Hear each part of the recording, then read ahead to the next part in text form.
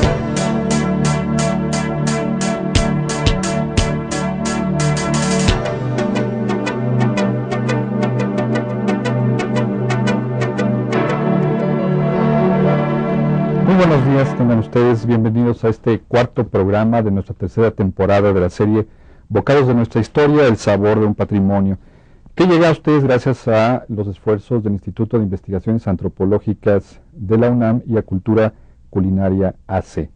El título de nuestro programa del día de hoy se llama Azúcar y canela hacen la vida buena.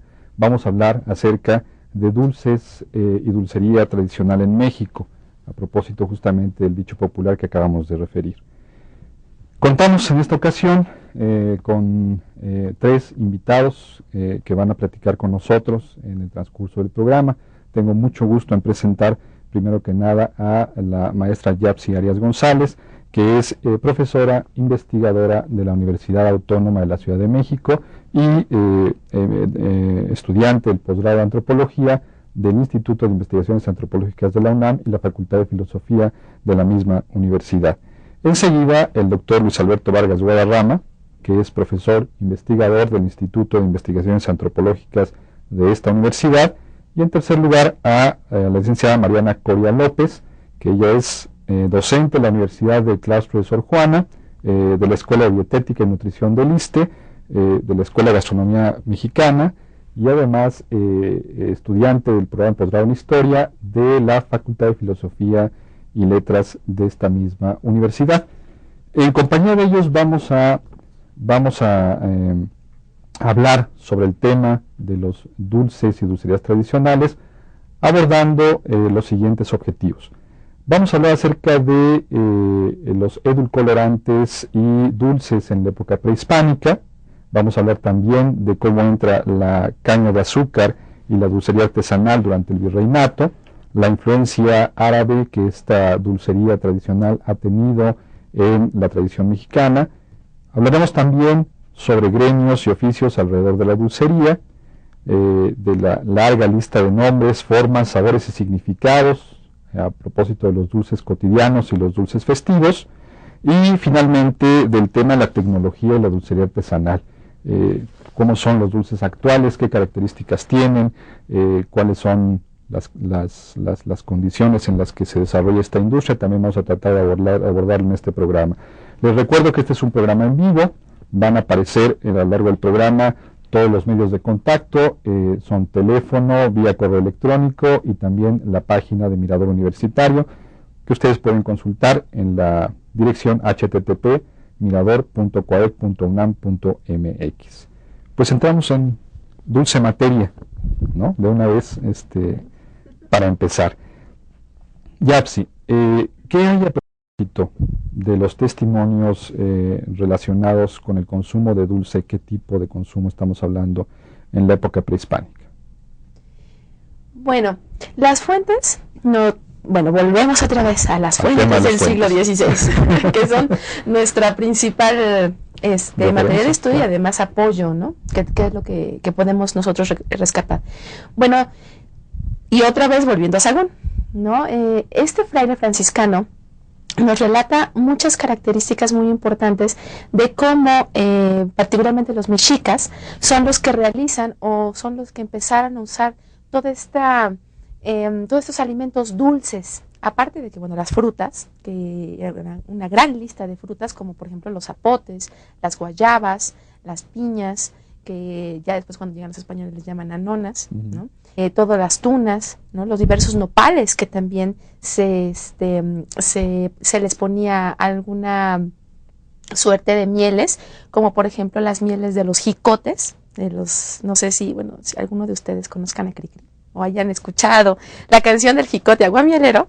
De ahí deriva que, esos jicotes son una especie como de abejorros, que ellos sí son de América. Entonces de ahí se extraía el dulce para, no escarcharlos, más bien para cubrir algunas de estas frutas, ¿no?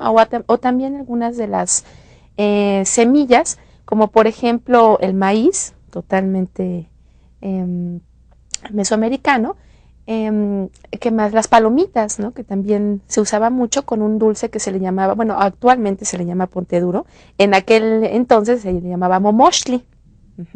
También se recubrían mucho el huautli, que era actualmente el amaranto, y con él se hacía diferentes ídolos o dioses que hacían alusión a la lluvia, o también a otra característica simbológica que ellos tenían, ¿no? Todo el producto derivado del maguey, por ejemplo, de la miel de maíz, ahí está otro, el del maguey, y también algunas otras especies de insectos, como por ejemplo las hormigas mieleras, que de ahí también extraían el ámbar, la mielecita de su panza, también existían, ¿no? Y eran muy, muy, muy socorridos, la chicatana, ¿no? Si no mal recuerdo, ¿no? La hormiga mielera, también, aguamielera. Exactamente, de la chicatana, ¿no? Entonces, tenemos varios indicios de los dulces. Del consumo de dulces. Del consumo de dulces, o de la introducción más bien, ¿no? Del comienzo de los dulces en México, ¿no? Doctor Vargas, hay un elemento que está muy asociado con el consumo de dulce en la cultura mesoamericana y en México contemporáneo, y diríamos en el mundo entero, que es el tema del cacao. El cacao tiene una tradición de consumo y producción muy antigua en nuestro territorio. ¿Qué podemos hablar de su elaboración, de su consumo en el México antiguo? Bueno, antes de hablar del cacao, déjame aclarar, porque tal vez nuestro público no sepa a qué nos referimos cuando hablamos de miel de maguey. En realidad es algo muy simple, es el aguamiel hervida que se concentra y entonces los azúcares quedan, digamos, con mayor concentración, y esto tiene un sabor muy dulce, ¿no? Y ahora se vende comercialmente. Pero el cacao es justamente todo lo contrario de lo dulce, el cacao es amargo. Y entonces ahí viene ese contraste tan interesante entre lo dulce y lo amargo. Y entonces el cacao es una bebida hecha, lo que hoy conocemos como chocolate, que era muy consumida y que también no solamente se endulzaba con estas mieles, tanto mieles de avispas, no había abejas, esto hay que recordarlo, sino avispas mieleras, y la miel del maguey.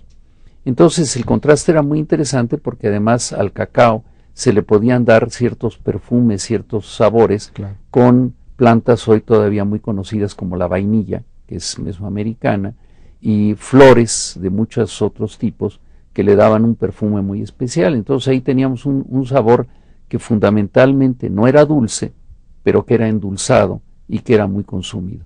Pero desde luego en la época prehispánica no se conocieron chocolates como los que consumimos, sólidos. Eso es una tecnología que viene mucho después. Sí, claro, por supuesto. Lo interesante ahí un poco es el tema de cómo se combina al final en esta proyección universal el tema del sabor dulce y el amargo, y viene a dar este producto que nos es muy familiar, que es el chocolate, y del cual también vamos a hablar un poquito más adelante sobre varias cosas. Mariana, la introducción de caña de azúcar y otros productos que se dan en el siglo XVI tiene un impacto importante, por supuesto, en todo lo que sería el tema alimentario en América. ¿Qué cambios consideras tú aparecen a propósito de esto en la elaboración de dulces y cacao? Bueno, pues es algo muy importante porque justo con la introducción del azúcar, esta bebida, ¿no?, que era tan extendida en Mesoamérica, bueno, pues se viene a enriquecer enormemente, pues los españoles no tenían un gusto tan amargo como el gusto de la gente en la época prehispánica. Entonces, bueno, ellos se hacen adictos al chocolate, pero a este chocolate le agregan leche, ¿no?, con la traída también de las vacas, la llegada de las vacas a América. Bueno, pues se les adiciona leche, y algo que es muy importante que se le adiciona, pues es el azúcar, claro, ¿no? Y bueno, este chocolate también se perfuma con canela, con almendras, y bueno, pues es un producto que después que los españoles lo llevan a Europa, bueno, pues se vuelve un producto totalmente extendido, y la gente, bueno, pues se fascina con el consumo de chocolate, pero básicamente adicionado y endulzado con azúcar. Leche y azúcar, digamos, ¿no? Sería la proyección de la que estamos hablando, es la leche, el azúcar y el cacao, ¿no? Como esa gran contribución. Permíteme agregar algo que creo que es importante que nuestro público recuerde. El azúcar viene, la que conocemos hoy, de la caña de azúcar. La caña de azúcar es una planta que se origina en la India, y gracias a los estudios de varios investigadores, entre ellos Expiración García, que acaba de estar en México, sabemos que la caña de azúcar se difunde, pero hacia el siglo V de la India a países de Oriente. Llega a Mesopotamia, al norte de África, y de ahí penetra a España, gracias a la invasión árabe, hacia 750 después de Cristo. Es decir, es un producto relativamente nuevo.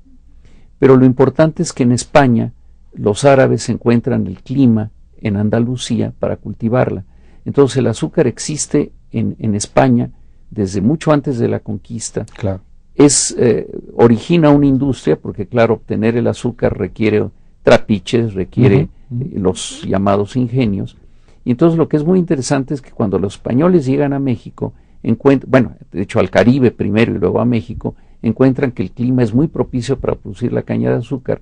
Y entonces, por ejemplo, el primer empresario del azúcar pues, es Hernán Cortés. Claro. En sus vastas plantaciones del Marquesado del Valle, todavía hoy podemos ver restos de algunos ingenios de Hernán Cortés, y lo que es impresionante es el éxito que tiene el azúcar en México. Claro. Se vuelve un producto muy popular, se le incorpora todo, y de ahí viene nuestra industria dulcera actual y del pasado. Sumado a que había mucha gente que se pueda trabajar en los ingenios.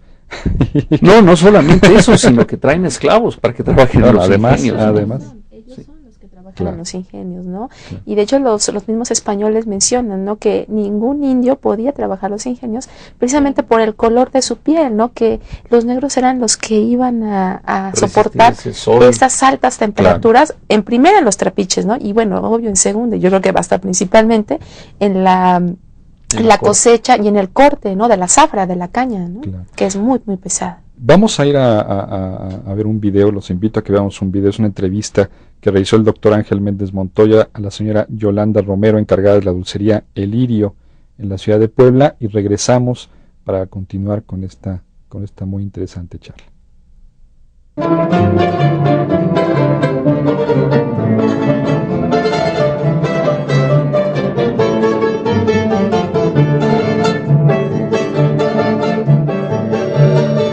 ¿Qué tal? ¿Cómo están? Estamos en la histórica dulcería El Lirio y vamos a entrevistar a doña Yolanda Romero. ¿Cómo está? Muy bien, muy buenas tardes. Muchísimas gracias por tenernos aquí en su precioso lugar. Estoy para histórico. servirles. Pues queremos saber de qué es la dulcería, algo sobre la historia, después hablamos sobre los dulces, por supuesto. Pero a ver, díganos primero sobre la historia. La historia, bueno, de que la dulcería es una de las más, ahora sí que antiguas que existen, porque fue una de las iniciadoras. Que fue El Lirio, la Gran Fama y la Alondra, que venían perteneciendo a la señora Victoria Ortiz, que fue la fundadora de las dulcerías. Y eso es como en el año a principios de... Fue más o menos como en un 1900 y pico, no le puedo decir exactamente qué fecha, pero tiene ya más de 100 años el negocio. Sí. Y aquí ustedes hacen todos los dulces. Viene siendo todo el dulce que hacemos es casero y artesanal. O sea, todo nuestro dulce viene siendo único Pues y de se ve muy delici- buena calidad. Sí, se ve delicioso. Si nos puede mostrar algunos de los dulces tradicionales que ustedes hacen aquí. Con muchísimo gusto. Wow. Sí, una gran variedad, ¿verdad? ¿Verdad que sí? Y aparte de la variedad, lo exquisito que es. A ver, pues cuéntenos. Pues mire, esto, lo que es más tradicional de Puebla, Sí, vienen siendo los camotes. eso sí, ¿verdad? Lo más exquisito es de pura fruta natural. Y la pulpa. Sí, No tiene nada de esencias ni nada, todo viene siendo natural. sí, Luego vendrían siendo las tortitas de Santa Clara, sí. que tienen una galleta especial con jamoncillo de pepita encima. Qué rico. Las famosas ciruelas de rellenas de almendra. Eso se ve riquísimo, sí. No, y está muy exquisito. Sí. Y luego viene siendo los dátiles rellenos de nuez con canela.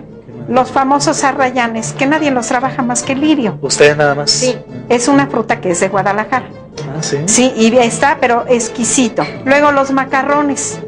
Luego vienen siendo el mazapán de coco con piña y pepita, que es tradicional y es uno de los más antiguos en dulce, junto con la reinita. La reinita viene siendo de coco Es coco, ¿verdad? Sí. con jugo de piña. Por eso está amarillita. Por eso se ve así. Luego viene que es el mostachón de pepita con canela. El limón relleno de coco. Las mocas, que son exquisitas. Esos son un hit, Créamelo, ¿verdad? Aquí créamelo que sí. Y los famosos besitos de almendra, de nuez, de piñón. Las yemitas de avellana con yema de huevo. El durazno de pasta de almendra, que viene con una especie como de pancito envinado. Las marinas de leche quemada con nuez. Sí. Los higos rellenos de coco. El muégano tradicional, que es el muégano de miel con naranja. Los agares, los gajitos de agar. Sí. Es alga marina procesada convertida en dulce.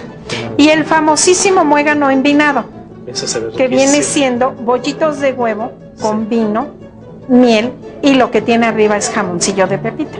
Tradicional 100%, son de los dulces más antiguos que hay. Y la mayor parte de las cosas ustedes las hacen Todos, artesanalmente. la mayor parte se hace aquí en Sí. casa, que viene siendo casero. Sí. Sí. En unos días, ahora en la actualidad que hay tantos dulces industrializados y demasiado comerciales, sí se valora bastante. Sí, bastante, sobre todo por la calidad y el sabor, ¿no? Sí. Y pues es trabajado nada más por la dueña, que es doña Sara Martínez, su hija Lucy y una servidora.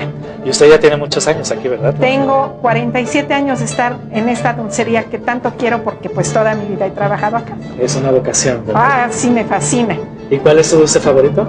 Mi dulce favorito para mí Sí. viene siendo la ciruela rellena de almendra. Ah, ese se ve muy Sí. rica. Delicioso. Sí, no, todo el dulce es exquisito, pero imagínese si me comiera yo de todo el dulce estaría yo como una bolita. Pues está muy bien. Muchísimas gracias por tenerse aquí en su Gracias. casa.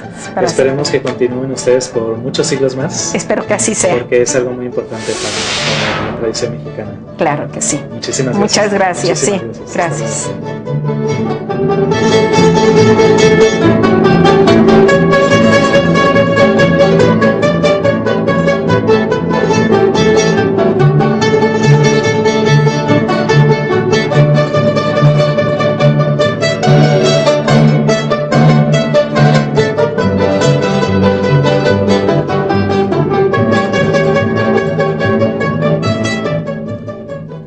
Nuevamente estamos de acá de regreso. De veras, yo creo que ningún programa me va a provocar tantos comentarios en el ínterin como este. Hubiera sido bueno que hubieran escuchado a nuestros panelistas. Estaban a punto de comerse la pantalla con tanto dulce. Pero bueno, retomando las ideas de las preguntas previas a la entrevista presentada. Había un comentario que querías tú hacer, Yapsi, sobre el tema del chicle, que también es todo un tema, hablando del asunto de la sí. dulcería Sí. en nuestro país. Antes de hacer un comentario rápidamente del video, sí me gustaría recalcar que el chicle es un elemento totalmente prehispánico y fue algo muy, muy interesante. El chicle, bueno, que antiguamente dentro de los mexicas le llamaban sicli. El sicli era hecho de chapopote con un menjurjito que se llama ashin, o en aquel entonces se llamaba ashin, que el ashin era un ungüento que se sacaba de unos como una especie de mosquitos, que esos mosquitos los asaban y después de asarlos los molían, y una vez que los molían los revolvían con este néctar, precisamente como el doctor recalcó, del aguamiel, del maguey, y después lo ponían en el chapopote para que el chapopote pudiera mascarse y pudiera ser un poco más dulce. Con ese chicle, o más bien con ese sicli, ellos lo utilizaban mucho para limpiar los dientes y también las mujeres para no tener mal sabor de boca. Pero también decían algunos mexicas que bueno, que la mujer no podía mascar más de 2 o 3 días porque entonces ya era hasta mal visto, ¿no? Sí, y pobre chaval, exacto. Bueno, eso es lo que quería recalcar. Y retomando un poquito lo del video que acaban ustedes de ver, es el lirio es una dulcería muy, muy interesante de observar, porque es de las pocas dulcerías de veras, antiquísima, muy, muy, muy de antaño. Los familiares de doña Sara Martínez, que es la propietaria de esta dulcería, eran de los antiguos confiteros, reposteros y bizcocheros del siglo XVII. Entonces las recetas, que bueno, ella las recupera o se las enseña más bien el que era su esposo, que era el de los antiguos o familiares de estos reposteros, ella los aprende y los sigue utilizando hasta la actualidad, ¿no? Entonces es algo muy interesante porque sus dulces, si ustedes los llegaran a probar, que sí se los recomiendo, que es algo delicioso, como que tienen ese sabor que no es muy, muy usado actualmente, ¿no? Entonces, imagínense tomar un dulce con la receta de un confitero del siglo XVIII, ¿no? Es algo muy, muy interesante. Entonces, no nada más los sabores, las formas y los olores, sino también la misma dulcería. Es más, el mismo espejo, que es de 1670, rescata todas esas tradiciones, ¿no? Dulceras de aquel entonces, ¿no? Uh-huh. Mariana, como todo aspecto de la alimentación moderna en nuestro país, en el mundo, pero en nuestro país, que estamos hablando particularmente de ella, la dulcería mexicana tiene muchas influencias culturales, concretamente una influencia árabe que dominaba, por supuesto, todas las prácticas de la dulcería española. ¿Cómo impacta esta influencia en la dulcería, digamos, ya propiamente americana? Bueno, pues es muy importante la influencia que se da de los árabes. Creo que remontarnos un poquito como a la historia del azúcar en la cultura árabe es muy importante para recalcar la importancia justo que tiene el azúcar. Los árabes son los que se encargan, como ya había mencionado el doctor Vargas, que son los que expanden la caña de azúcar en Europa, particularmente, por supuesto, en toda la parte sur de la Hispania, ¿no? Que conquistan y que se crea esta cultura, ¿no? También resultado de un mestizaje que es la cultura andalusí, ¿no? Y bueno, pues una cosa que es sumamente interesante es que el azúcar tuvo de principio, más allá que usos culinarios, fue de uso terapéutico. Entonces, bueno, pues el azúcar se utilizaba para curar diferentes males. Incluso en la Edad Media se acostumbraba en las cortes dar al final los frutos y ciertos azúcares para que se mejorara la digestión de los comensales de la corte, y bueno, curaban otras enfermedades. Entre ellas se dice que se curaba el mal de amores, ¿no? Uh-huh. Con el azúcar. Y bueno, pues el azúcar llega a América, y bueno, pues esta influencia que tiene toda esta cultura andalusí española que llega a América, bueno, pues impacta grandemente en la dulcería mexicana, y bueno, hoy en día todavía la vemos sumamente presente, ¿no? En dulces como los gaznates, los muéganos, los dátiles, los alfajores, los alfeñiques, etcétera, ¿no? Entonces, que son muy, muy tradicionales dentro de la dulcería mexicana. Y me llama mucho la atención que hables de este origen terapéutico del uso del azúcar, porque me recuerda mucho también el origen de la Coca-Cola. Es decir, como bebida terapéutica, que yo no sé si esto tenga más que ver con el tema de ser un alimento básicamente lleno de carbohidratos, que pues tiene un efecto, por supuesto, en el ánimo, en la movilidad individual, pero es muy significativo de pronto, claro, que tengan como estos orígenes. Claro, incluso por ejemplo en la Nueva España, ya en el siglo XVI, cuando Juan de Cárdenas, este doctor que habla sobre los problemas y secretos maravillosos de las Indias, bueno, al referirse justo a al capítulo del cacao, ¿no? Él dice que, bueno, pues que en las casas se hacen diferentes combinaciones, pero que sí hay algo que es como extendido en todo el consumo del cacao, que es cuando bueno, pues este cacao se utiliza para, digamos, él dice que cura la melancolía, ¿no? En combinación justo con el azúcar, que cura la melancolía e incluso, bueno, engorda el alma y restablece el cuerpo. Claro, que es toda la ideología o la mitología del cacao, contenido en este texto de por qué el cacao quebranta el ayuno eclesiástico, ¿no? Que es toda una tipología de los tipos de combinaciones del cacao con diferentes tipos, entre ellos con diferentes alimentos, entre ellos el azúcar, que va a tener un efecto específico de acuerdo con los caracteres de las personas, ¿no? Que esto tiene mucho que ver con lo que hemos platicado mucho, Mariana, de los humores, ¿no? Que está muy conectado con esta visión hipocrática de la teoría de los humores. En la Nueva España, doctor, ¿cuáles eran los principales lugares de elaboración y venta de dulces? Si nos lo comenta brevemente para irnos también a otro espacio de video. Hay un bello documento en el Archivo General de la Nación de que en la celebración del Día de la Conquista, que es el Día de San Hipólito, la audiencia le encarga a un dulcero que prepare dulces, y resulta que llueve, no se consumen los dulces y él demanda después el pago de ellos. Y ahí nos podemos dar cuenta de una cosa muy interesante, que es la aparición ya de un gremio de dulceros, es decir, de un grupo especializado en hacer dulces. Pero por otra parte, ese documento nos da un material muy valioso porque nos dice qué dulces eran los que él había preparado. Claro, fundamentalmente son dulces hechos con azúcar, con esta técnica árabe de la que hablaba Mariana, pero donde encontramos dulces que ya no son muy familiares a nosotros ahora, junto con otros que ya desconocemos qué son. Pero son gremios los que comienzan a fabricar esto.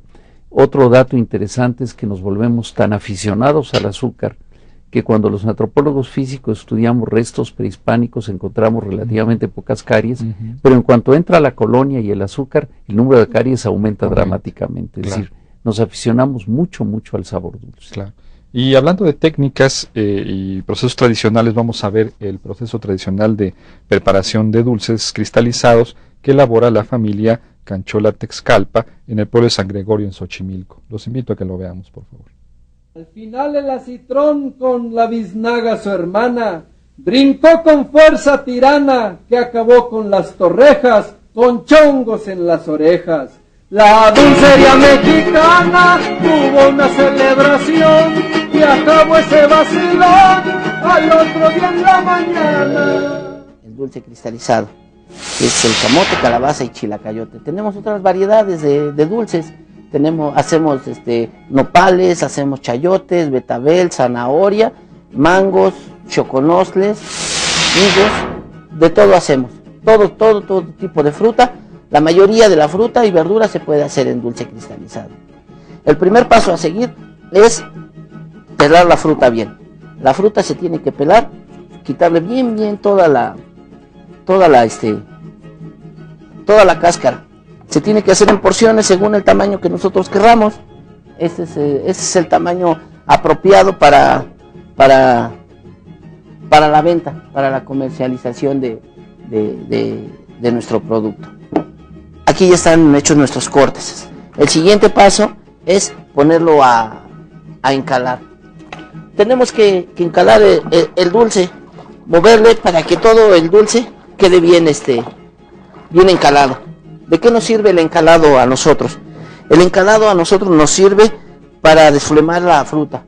Y aparte, pues se le hace una capa gruesa al dulce, que a la postre nos va a servir para el cocimiento de nuestro dulce. Ya que transcurrieron nuestras 3 horas de encalado, el siguiente paso es sacarlo de la cal, ponerlo en una vasija con agua para que se vaya enjuagando, para que se le vaya cayendo toda la cal. Ya que lo tenemos bien enjuagado, se va a pasar a precocer. En un caso de cobre, de preferencia, porque el cobre es un buen conductor de calor. Lo vamos a pasar a precocerlo.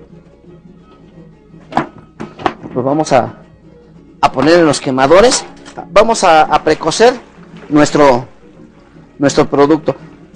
Debemos de ver que siempre quede tapado de agua. El siguiente paso es sacarlo del agua caliente. Lo volvemos a echar en agua. ¿Y para qué? Para que agarre una consistencia buena. Lo tenemos que echar en agua todo el dulce. Ya que está bien cocido, lo tenemos que echar en agua, ¿sí? Le ponemos más agua. Siempre todo el dulce debe de estar cubierto en agua. El siguiente paso a seguir es picar el dulce. ¿Para qué? Para que el azúcar se le penetre a la fruta, que esta parte es donde está más gruesa, la pancita que le llamamos, porque esto, si se dan cuenta, pues es hebra. Esto es pura hebra. Ajá, donde van las semillitas, es pura hebra. Lo que a nosotros nos interesa es que le entre bien el dulce en la pancita. El siguiente paso es ya la endulzada. En el camote, para unas 20 piezas de camote, tenemos que poner 3 kilos de azúcar. Ponemos el azúcar en nuestros casos previamente ya lavado. Y le vamos a poner agua, para que se haga una mezcla de agua con azúcar. Se tiene que mover hasta que se deshaga el azúcar. Se pone el dulce en azúcar. La siguiente, esta otra etapa es ya darle se podría decir, el toque final a nuestro dulce. Pero previo a eso tenemos que pintar el dulce. Nosotros tenemos una pintura, que es pintura comercial, pintura vegetal, para poner para pintar nuestro dulce. Continuamente hay que estarle moviendo, como nuestra fruta es pesada, tiende a bajarse. Entonces es muy fácil de que se nos queme, se nos pegue en el caso. Todo el éxito de nuestro dulce depende de la hervida del dulce, de que esté bien hervido, y de aquí se va haciendo que nosotros veamos el punto en esta forma. Cuando nuestro azúcar ya va agarrando consistencia, va haciendo hebra, como nosotros le llamamos, haciendo hebra, aligando como una liguita, es señal de que nuestro dulce ya va a estar. El último paso ya a seguir es sacar a enfriar nuestro dulce. Lo vamos a sacar a enfriar en una base donde se puede escurrir y le pueda entrar aire. Lo tenemos que escurrir muy bien y darle bañarlo bien, que no queden burbujas, que no quede grumos, que no le. Y a grandes rasgos, fue una demostración cómo elaborar el dulce por nosotros, los hermanos Conchol.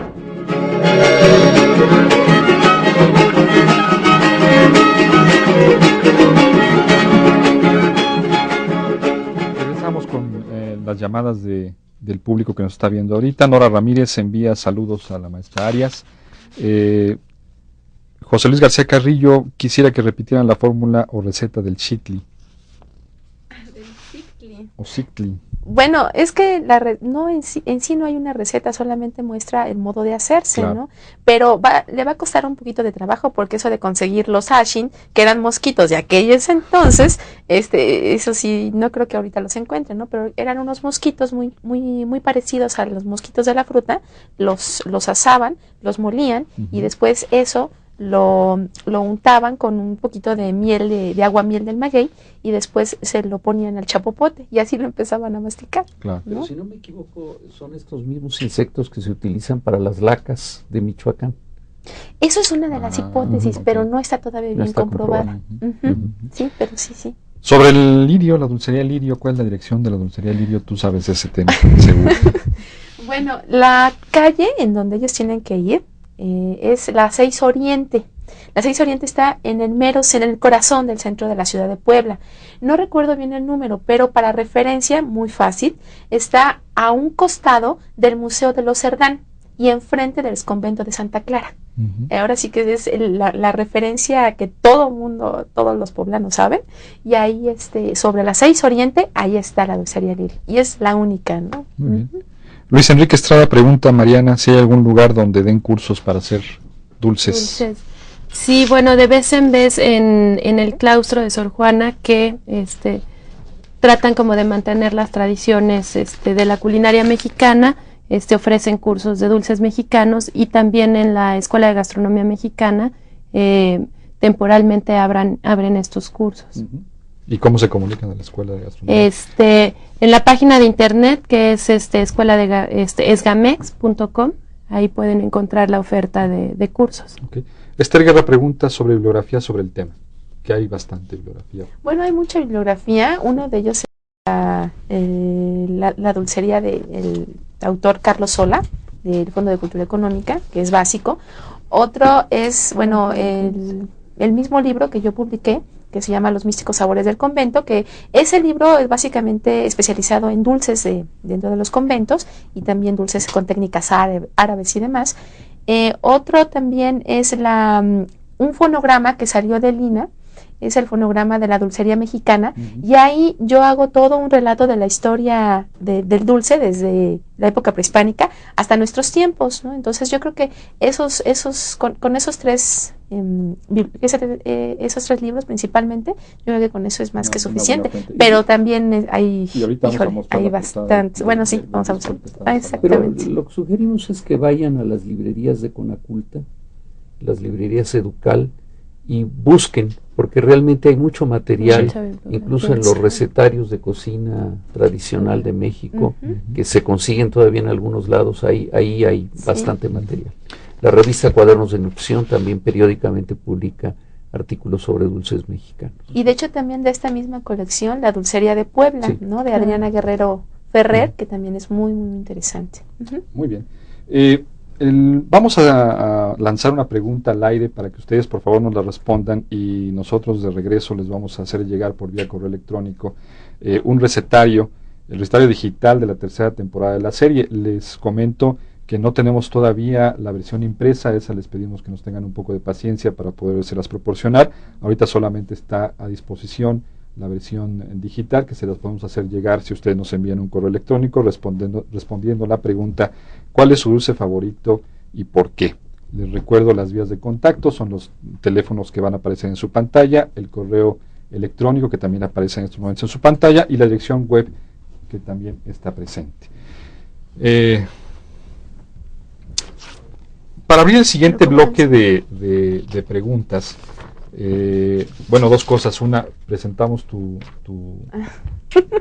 el fonograma de que nos hablabas. Bueno, y nos cuentas rápidamente. Esta es la portada, se llama Dulcería Mexicana, la historia del dulce en México, y ese fue un rescate que se hizo sobre diferentes temas y que hacen alusión a la música del dulce. Entonces, de ahí, bueno, se hizo un rescate desde el norte hasta el sur, de todas estas tradiciones musicales, ¿no? Dulceras. Además de que, bueno, tiene un pequeño folleto en donde ahí se muestra todo lo que es la historia del dulce, como ya se los había mencionado, ¿no? Y lo publicó la Fonoteca de Lina. Se consigue en las librerías de Lina. Y se consiguen las librerías, bueno, ahorita ya no son de Lina, más bien son de Conaculta. Las de Conaculta. Exactamente. O las de Educal, también ahí los pueden conseguir. Y es lo que estamos musicalizando. Y es parte de exactamente de lo que estamos musicalizando en el programa. Muy bien. Para abrir el siguiente bloque de preguntas y comentarios, quiero tomar la pregunta de Armando Francisco Higuera, que nos pide hablar un poco sobre el pozol como bebida refrescante, que sería muy interesante comentar, porque esto nos conecta con varios programas, el tema del maíz, el tema del dulce, el tema del azúcar, ¿no? Si alguien quisiera comentar algo sobre el pozol. Bueno, el pozol es una bebida totalmente tradicional prehispánica, pero se utilizaba más bien como para quitarle la sed a específicamente a los pochtecas. Pero conforme pasó el tiempo en la colonia, ellos fueron los que introdujeron el azúcar y ellos fueron los que introducen al pozol el piloncillo. Y de hecho a muchas bebidas que también, ya sea fermentadas o no fermentadas, como por ejemplo el tejate, ya se indulzan con el piloncillo, ¿no? Que en este caso, en el siglo XVII y XVIII, el piloncillo era lo más barato, ¿no? Del azúcar, que se le llamaba la chancaca, ¿no? Por ser morenito y por ser los rescoldos de los rescoldos de los rescoldos del azúcar que ya estaba previamente calentada, ¿no? Por eso es que el pozol endulzado lo encontramos endulzado fundamentalmente en las ciudades y no en el campo. Es decir, por ejemplo, en el campo en Chiapas, en la zona del sureste, es una bebida que se consume agua y la masa y no hay más, ¿no? Y en Villahermosa, en Tuxtla ya se consigue endulzado, ¿no? Bueno, así es. Muy bien. Ahora, Sí. ahí, déjame agregar algo de cómo justamente pues nuestra cultura es dinámica y se le van encontrando nuevos usos y nuevos acompañantes a las cosas. Hay otra bebida tradicional de maíz que es el tejuino. Y por ejemplo en Guadalajara lo típico es ir a tomar tejuino en estas famosas neverías el Polo Norte, pero además con su helado de limón, y entonces ya es otra cosa, pero con un fundamento tradicional y con un agregado que lo hace muy sabroso. Exacto. Ya sí, ya del siglo XVIII, y de lo simbolismo incrustado, digamos, en el tema de los dulces. ¿Qué dulces contaban con qué tipo de referencias simbólicas? Híjole, ¿por dónde empezar? Ay, es que son muchos. Bueno, es muy interesante ver este tipo de simbolismos que era muy recurrente en los espacios de las monjas, en los espacios religiosos católicos, tanto de monasterios como monasterios de frailes, como también en los conventos femeniles, ¿no? Uno de los dulces muy socorridos por estas comunidades fue el alfajor. Otro también es este dulce que no recuerdo. Bueno, ahorita que recuerdo el dulce, el alfajor era un dulce tipo totalmente árabe, porque como ya bien nos dijo Mariana, eran técnicas que nos las enseñan lo que son las comunidades al-andaluces. Y una de las técnicas importantísimas, por cierto, fue la fritura. Ellos nos introducen todo eso y bueno, ya conocemos toda la diversidad de dulces que hay. El alfajor se recubría, o las monjas lo recubrían, con una especie, con una capa de plata y de oro. Esto lo hacían para poder fundamentar un estatus jerárquico entre la vicaria, entre la abadesa, entre la novicia, entre las niñas educandas y demás, pero también lo podían regalar a los bienhechores o a las personas que les hacían regalos o a las personas que les ayudaban de alguna manera u otra, para también ellas establecer su índice jerárquico ante la sociedad, ¿no? Entonces eso era muy recurrente. También escarchaban y cristalizaban las frutas con esta misma aleación de plata, ¿no? Para poder hacerse, no sé, fundamentar un estatus de posición, ¿no? Ante la población. Y esto lo utilizaban mucho las monjas clarisas, particularmente en el convento de Querétaro, ¿no? Del siglo XVIII. De ahí muchos de los nombres que tienen que ver con estas jerarquías, ¿no? Es decir, los dulces que tienen estos nombres jerárquicos, duquesas. Ustedes saben más de esos nombres que yo. Otra cosa, que ese valor simbólico todavía lo podemos ver, por ejemplo, en las posadas con la colación. Es decir, es un dulce fundamentalmente para ser dado en las posadas como un aspecto simbólico de compartir, de una comunión, pero a través del dulce. Claro. Y otro que también es fundamental, me parece hablar, es de las calaveritas de muertos, Claro. ¿no? Que representan toda una, pues toda una cultura, sintetizada ahí en esa calaverita. Que ¿no? nos daría para un programa ese tema en particular, que tratamos que tomar nota para la siguiente temporada. Mariana, hablando justamente del tema de las temporalidades, las frutas, cómo influye el tema de la temporalidad de frutas y otros productos en la preparación de los dulces? Bueno, me parece que es fundamental, ¿no? Porque en la cocina, pues básicamente uno se va midiendo a partir de la temporada de los productos que uno puede encontrar. Pero bueno, aparte de la temporalidad, pues también me parece importante que la elaboración de dulces depende mucho también de la determinación geográfica, ¿no? Es decir, de dónde estoy ubicado, cuáles son los recursos que yo tengo, y bueno, a partir de esos recursos, bueno, pues la creación de la cultura mexicana ha sido infinita, y bueno, por eso vemos, ¿no?, esta regionalización de los dulces a partir de la disponibilidad de los productos, ¿no? Y por supuesto también lo que entra, bueno, pues es el desarrollo de diferentes técnicas, ¿no?, y los utensilios que se van utilizando en los diferentes lugares del país, y bueno, pues eso ha ayudado a que se hagan diferentes dulces, porque bueno, pues encontramos, por ejemplo, en el norte, a partir de que se hace la cría de ganado, etcétera, bueno, pues muchísimo dulce de leche, ¿no? En contraparte, por ejemplo, al centro, que más bien son los dulces cristalizados de las frutas y todo esto. Muy bien. Yo los invito a que viajemos ahora a la ciudad de Morelia para escuchar al señor Gerardo Torres, fundador del Museo del Dulce de la Calle Real, localizado en esta ciudad michoacana, y regresando continuamos con este interesante y dulce tema.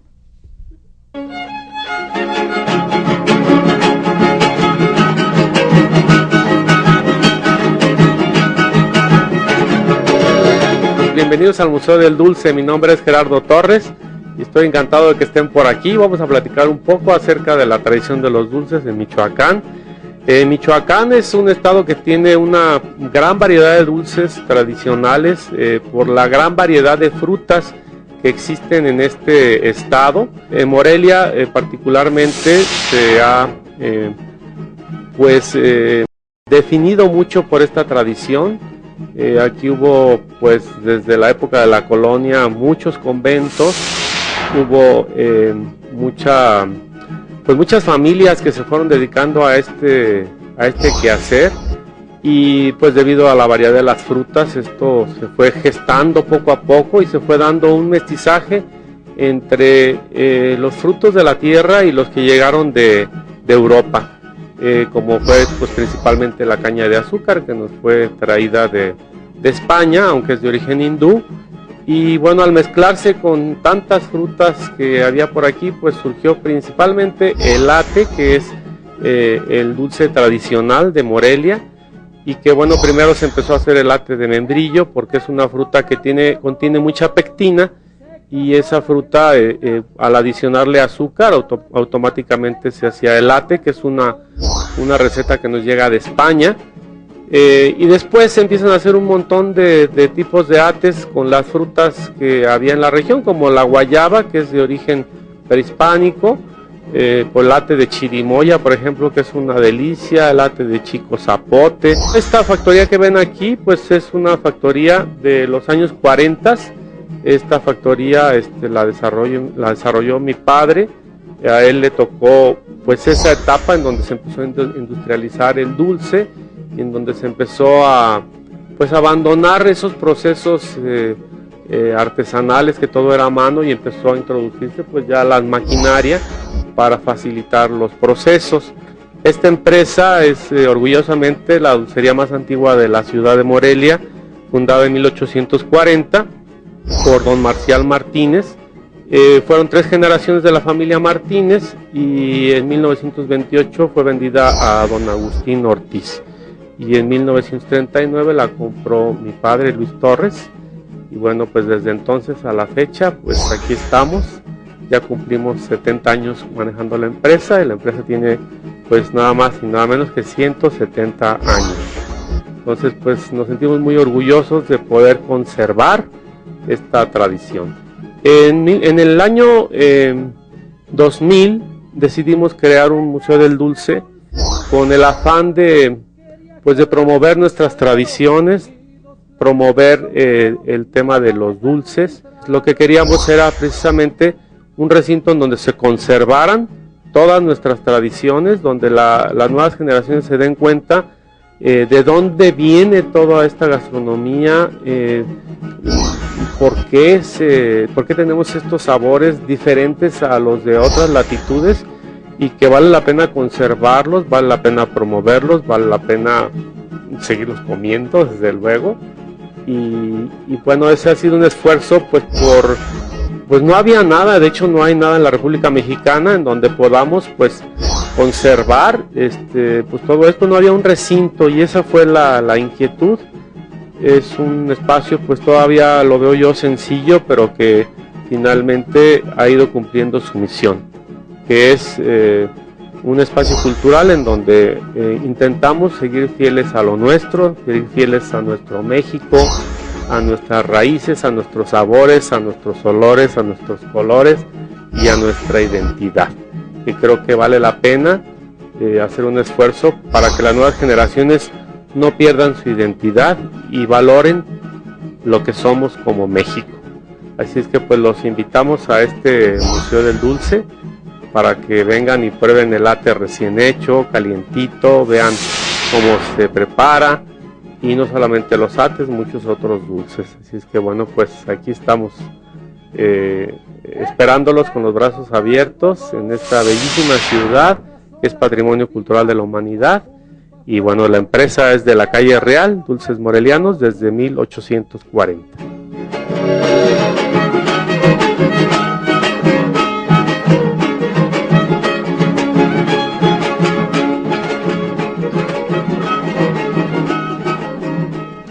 Regresamos, y en la misma tónica de los comentarios vertidos por Mariana hace un momento, yo quisiera preguntarles ahora, doctor Vargas, ¿cuál es la distinción entre un dulce festivo y un dulce cotidiano? Bueno, los dulces cotidianos son aquellas cosas que comemos por escape, por gusto, que encontramos con facilidad. Sin embargo, hay ciertos dulces que están asociados a las fiestas. Por ejemplo, ya mencionaba yo la colación propia de la temporada de posadas. En otro sentido podemos pensar en los pasteles de primera comunión, en los tamales dulces de las primeras comuniones, etcétera. Pero lo que me interesa mucho destacar es cómo realmente en México hay una geografía de los dulces. Como dice Paris, en este programa hemos hablado mucho de lo que ustedes no han podido escuchar porque lo hacemos durante el momento en que pasan otras cosas, y estamos añorando, por ejemplo, los dulces de Puebla, que ya se presentaron, estos de Morelia, pero otras dulcerías entrañables en la Ciudad de México, como justamente la que hay en 5 de Mayo o junto a la Iglesia de la Sagrada Familia, que ofrece unos dulces riquísimos también con una técnica muy tradicional que ya hemos presentado en otras ocasiones, los quesos de tuna de San Luis Potosí. Es decir, casi cada región del país ofrece una dulcería variada que hay que explorar. Recordábamos aquí también esas dulces exquisitos de San Luis Potosí, Constanzo, donde se han dedicado a la producción tanto por ejemplo, ellos tienen varias variedades de chocolates, unos así para el diario, por ejemplo, recuerdo los tornillos que son deliciosos, y luego cajas que son realmente festivas. Por ejemplo, acostumbramos mucho regalar cierto tipo de chocolates en los cumpleaños, a la novia, etcétera, que ya adquieren otro sentido diferente al chocolate que se come uno así por antojo, ¿no? Entonces, en nuestro país hay una riqueza enorme de estas cosas.